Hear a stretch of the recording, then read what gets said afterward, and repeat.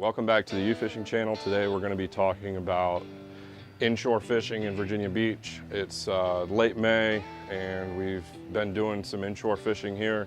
We're going to take you guys today on a recent sea bass fishing trip that we did out to the Triangles out off Virginia Beach, and we're also going to be doing some spade fishing. We went fishing for spade fish on some of the inshore structure off Virginia Beach. We had very good fishing in there. Make sure that you stay tuned to the U Fishing channel here over the next couple of days. We're going to be doing some videos that are giveaways. Our sponsors have given us some stuff to give away on YouTube, and we're going to be returning that stuff to our subscribers. You can't win if you're not a subscriber, so make sure you subscribe to our U Fishing channel. We'll be giving away stuff.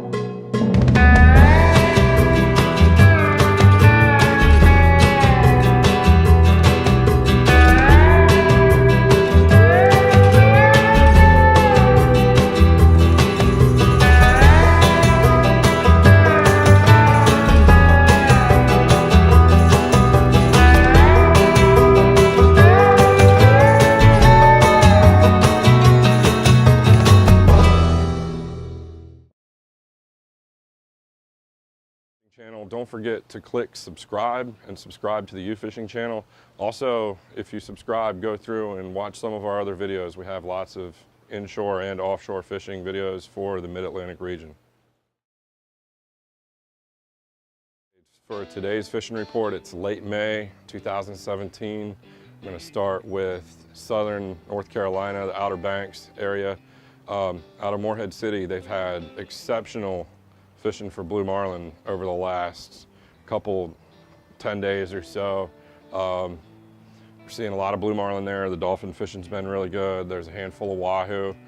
The inshore fishing down there is picking up with Spanish mackerel, bonita, bluefish, that sort of thing. The cobia are starting to make their way to the north, and you should start seeing the cobia fishing starting to fade in North Carolina shortly. Up to Hatteras and Oregon Inlet, we're still seeing very good blue marlin fishing. There was actually a boat out of Morehead the other day that was 7 for 12 on blue marlin.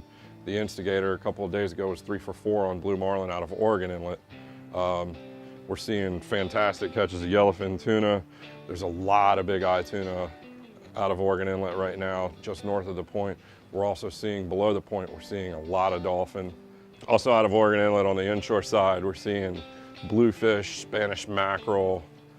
There are still some cobia there. However, the cobia should start slowing down any day now as they make their way north into Virginia. We've got sheep's head in the surf, red drum in the surf, puppy drum in the surf, bluefish in the surf, Spanish mackerel in the surf. And you're still seeing, you know, the puffer fish and sea mullets and that sort of thing for the surf casters. As we get up into Virginia,